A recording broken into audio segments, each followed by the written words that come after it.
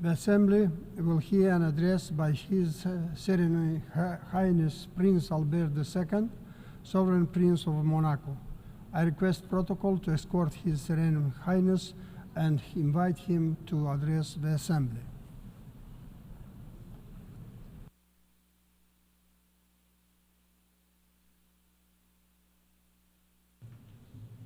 Monsieur le Président de l'Assemblée.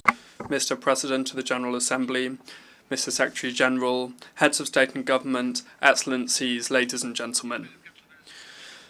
Almost 80 years ago, the United Nations Charter was born and laid the foundations of our organisation to preserve future generations from the scourge of war. The founders then had a firm conviction that there was no power more legitimate than that we vested collectively in this new international organisation. Over the last 2 days, I have participated, alongside many of you, on the initiative of the Secretary-General, Mr. Antonio Guterres, in the Summit of the Future. Between hope and concern, the summit allowed us to grasp just how much work we still need to do to leave a harmonious and peaceful future to our children. While we are facing an increasing number of challenges, we're currently seeing a multiplication of regional conflicts, an uptick in the arms race and nuclear proliferation, as well as an ebbing of our collective security. Extreme violence and conflicts that are currently raging, and the thousands of victims that they're claiming in the four corners of the world are intolerable. Targeted attacks against civilian infrastructure that don't even spare schools or hospitals are flagrant violations of the fundamental principles of international humanitarian law. Similarly, the use of famine as a weapon of war is an odious crime.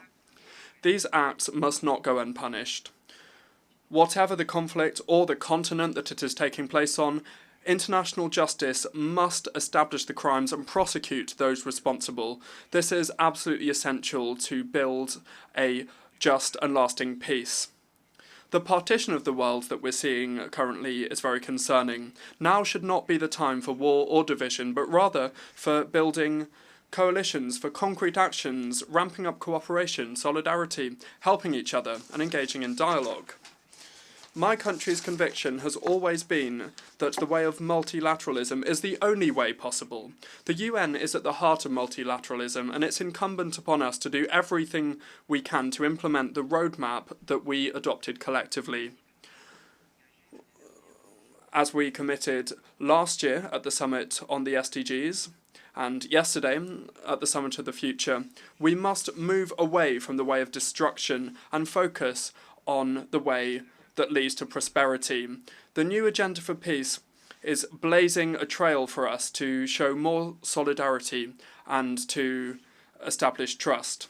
The milestones that have already been put down, and they are showing us the way to go. The 4th UN Conference on Financing for Development that will take place next year compels us to rethink the international financial architecture and to help countries to undertake more sustainable and inclusive development.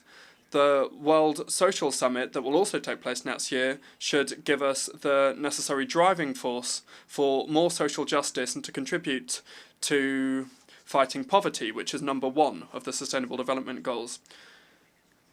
Sustainable development as a whole will not be achieved, and it will not achieve the desired results if we do not include women and girls.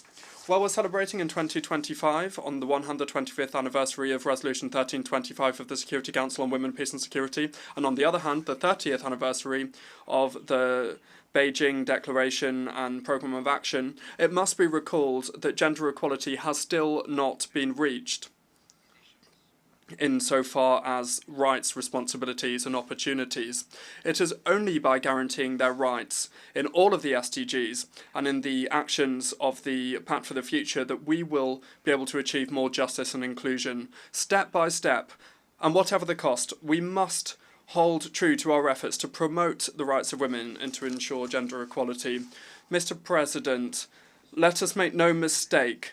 The most threatening challenges for humanity on the long term are, without a doubt, the multi-dimensional environmental crisis that we're going through, and must I recall, we're responsible for that. Climate change, the erosion of biodiversity and ecosystems, as well as the huge amount of pollution that is affecting both the land and the ocean, the cradles of life, are turning upside down the daily lives of millions of people and causing considerable economic loss. We, in the face of this tragedy of the commons, we cannot show any doubt or dejection. We must be clear-headed when it comes to all of the things we must do, and we must be optimistic when it comes to the future. Indeed, we now have several international instruments, major ones, that must guide us when navigating this storm. We have the Paris Agreement, the Global Framework for Biodiversity of Kunming-Montreal, and the BBNJ Agreement, and I hope that a new international agreement will come about as well on plastic pollution in the world. These crises require coordinated response, and when we participate in the different international fora over the next few months, let us bear this in mind and engage in unified and concerted action. In Colombia, first of all, we have the COP16 of the UN Conference on Biodiversity, where we have high hopes to deal with the challenges, to implement the plan for biodiversity and to deliver our 2050 vision, living in harmony with nature. Finally, at the end of the year, at the COP29, we have the UNFCCC conference in Baku, and we will establish a new collective goal for climate financing for developing countries that should be up to the needs and be realistic and operational. Creating the conditions for guaranteeing the right to a future in a healthy environment requires us to put an end to the upheaval of our ecosystems, and also to show wisdom and knowledge, and draw on the wisdom and knowledge of men and women present on the ground already suffering the consequences. For example, small island developing states that are particularly vulnerable to the consequences of rising sea levels, and they could potentially disappear. We could see a disappearance of habitable and productive land, and that's a real threat for their existence. The Principality of Monaco and its institutions committed to the preservation of the oceans is supporting the creation of an international panel of experts for ocean sustainability that would be headed by the Intergovernmental Oceanographic Commission of UNESCO. In this regard, we call upon all states to ramp up the process to ratify the BBNJ agreement coming into force in 2025, which is an important year for the planet, with France hosting the 3rd UN conference on the oceans in Nice. This conference should enable us to ramp up our actions and to mobilise all stakeholders to provide lasting solutions that we need for the ocean to overcome the challenges we face. The blue economy is also playing a key role, and the Principality intends to collaborate actively by hosting in June 2025 the Blue Economy and Finance Forum. Finally, beyond the framework provided by the BBNJ, I reaffirm the commitment of my country to the implementation of solid regulation grounded in the best scientific data, ensuring effective protection of the marine environment before we see any mineral exploitation of the seabeds. Ultimately, these interconnected crises compel us to completely rethink our relationship with nature, which is essential for our survival and well-being. Mr. President, when it comes to the challenges and changes that humanity is facing, the development of artificial intelligence is unavoidable. The emergence and the rise of this new technology is accompanied by so many opportunities for our daily lives, but it also comes with dangers, and we must deal with these.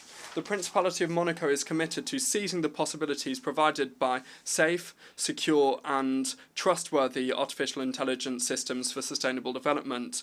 Indeed, the staggering technological progress that we're seeing can help to increase development, as well as it could provide fertile ground for organised crime and terrorism. So it's incumbent upon the international community now to establish the right regulations imposing ethical use of this technology that respects human rights and fundamental freedoms, and ensure that it is not used or diverted for military or terrorist purposes.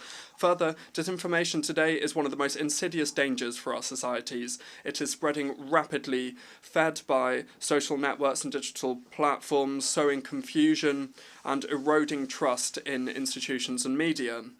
The consequences of this manipulation of information are grave, and they can include the destabilisation of our states and the exacerbation of international tensions. It is therefore essential to bolster verification mechanisms, fact verification mechanisms, to protect the truth and to preserve the health of our democracies. Mr. President, we have the tools we need, whether they be legal, technological or scientific, to bring lasting and effective solutions to our contemporary challenges. The Pact for the Future and the 80th anniversary of the UN in 2025 offer us up an historic and unique opportunity to make progress in the intergovernmental process to reform the Security Council, to make our organisation more inclusive and representative of current realities in order to resolve the crises that we face. While the Olympic Games and Paralympic Games in Paris were a resounding success, the athletes showed us that efforts and perseverance, including in adversity, lead to victory.